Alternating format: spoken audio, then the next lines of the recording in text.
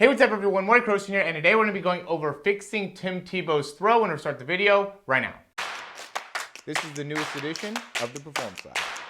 Reach your individual goals. You don't want to just talk about straight line speed. We also want to talk about your ability to be quick. We break down your video. Let's make you into the quarterback I know you can become.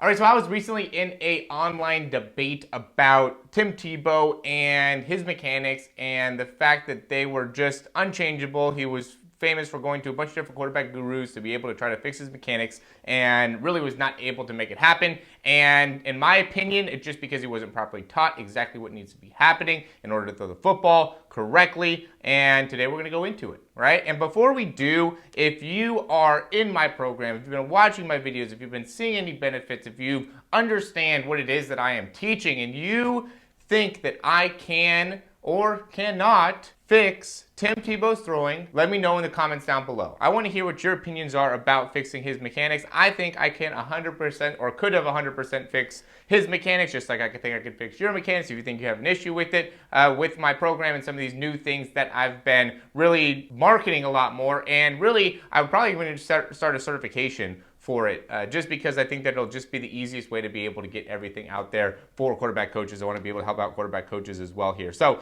the big thing that we talk about, right, is the position of the wrist, okay? And that's, I think, where he just doesn't know exactly what he should be doing, right? Because we look to see how he loads the ball, right? He just doesn't load the ball that in a way to be able to effectively get the wrist through, right? So we talk about being able to, quickly get the ball into a C position, right? Get that wrist into a neutral position, okay? And we see with him that he just immediately goes into kind of breaking that wrist and then, has to throw from more of a U position, right? Has to throw from a place where he doesn't get very much power and isn't able to create as much external rotation within the shoulder. So the first thing that I would do is really concentrate on being able to, instead of getting to here, right? And we talked about recently in getting the nose of the football, right? And I know you can't see the video super clearly, but like even, right? Because so what they did is they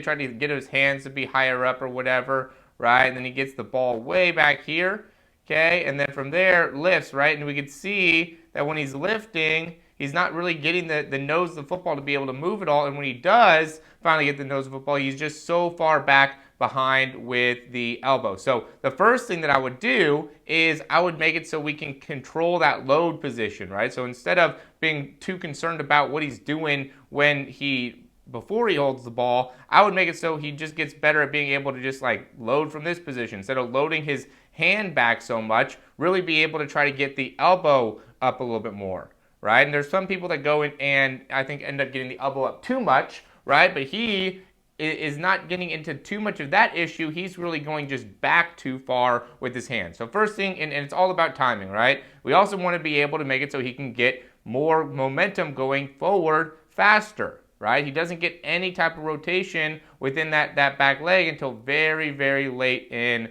the movement pattern. He's hanging out on this back foot, right? We need to get that foot down, okay? And we need to rotate. Okay, so again, like in this position, right, look at him where he's stepping, finally gets that foot down, right, and is starting to be able to go through the throw. We can compare that to, I'm going to quickly interrupt this video just to say if you like the information so far, go ahead and click that thumbs up down below, subscribe to the channel. Aaron Rodgers, who's going to get the ball out of his hands way quicker, right? And, in this position, there's not a ton of difference in what we're looking at in terms of, where the nose of the football is. Well, he's obviously getting the nose of the football around a little bit more.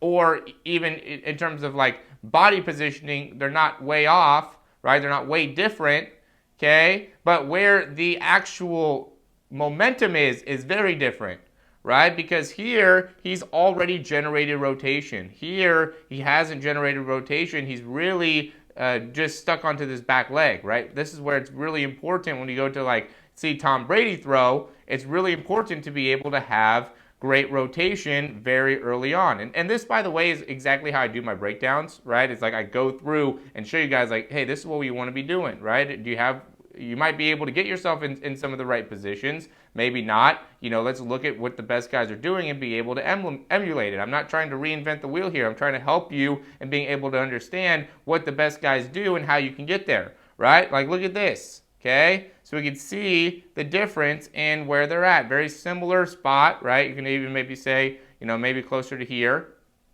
okay? But the main difference is, look at how much rotation, look at the back heel, look at how much rotation he has compared to him, okay? And so then from here, and this is what all the best guys do, right, is that from this position, because they already have the momentum coming forward, they have to be driving through with the football. But because he's stuck within that back hip, doesn't have any type of rotation, he's going to bring that ball way back behind, right? And now he's starting to open up within his hips, right? But when he opens up with his hip, he's also opening up within that front shoulder.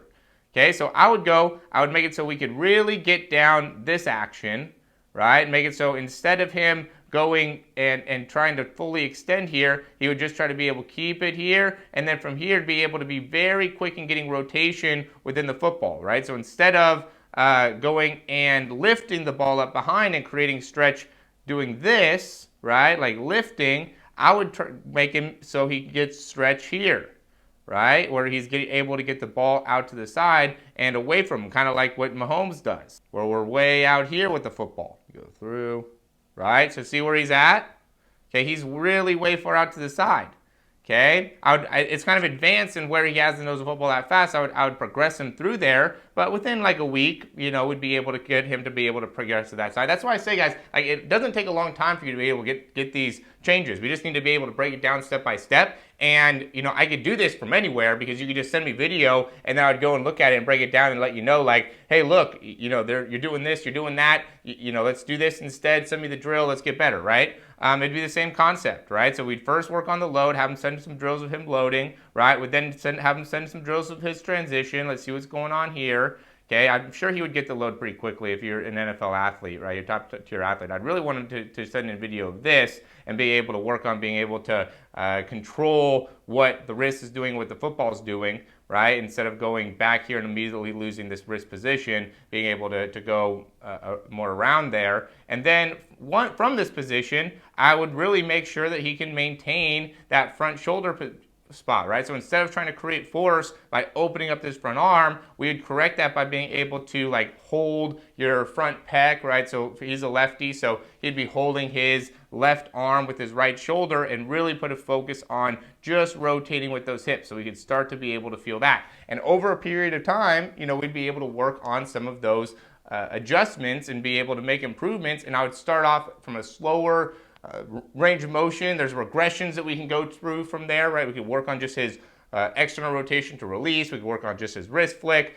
We could work on his ability to shift his weight and understand the timing of shifting the weight if he's really struggling with some of those things. But to me, I think he would get it pretty quickly once he started to feel rotation earlier on within the hips instead of relying so much on flying open with that front shoulder. So that would be the thing that I would do to help out Tim Tebow in his throw. I do think I could do it. I would do it. I can do it. However you want to put it. I would 100% fix, really anybody's throw. There's not a lot that goes into it. You just have to be able to properly explain what it is that needs to happen. And that's where the YouTube channel has really helped me out, is because I have so much experience now, hours and hours and hours. I mean, if this is the first time you watch one of my videos, go through all my years of doing these types of videos, these types of breakdowns. You're going to see just an amazing amount of videos, right? And a lot of those videos, you don't see all the times that I've messed up. You just see what's on YouTube, okay? And so what you get over this period of time is you get a better understanding. If you want to grow a YouTube channel, you got to be able to figure out how to, one,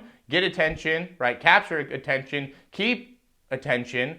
And when you're teaching something, you have to make it so it's something that people understand. If you are still watching this video, it's because you get what I'm saying. If I lost you, then you would be like, okay, I'm done, right? And I'm looking through my stats to see how many people am I losing, what makes it so people get lost. And I'm trying to make it so I can work on that and get better. And so again, this is where the separation is in terms of what I'm doing from a mechanic perspective and anybody else. Nobody else gets the stats that I get. There's nobody else that has the video views and the video time that I have.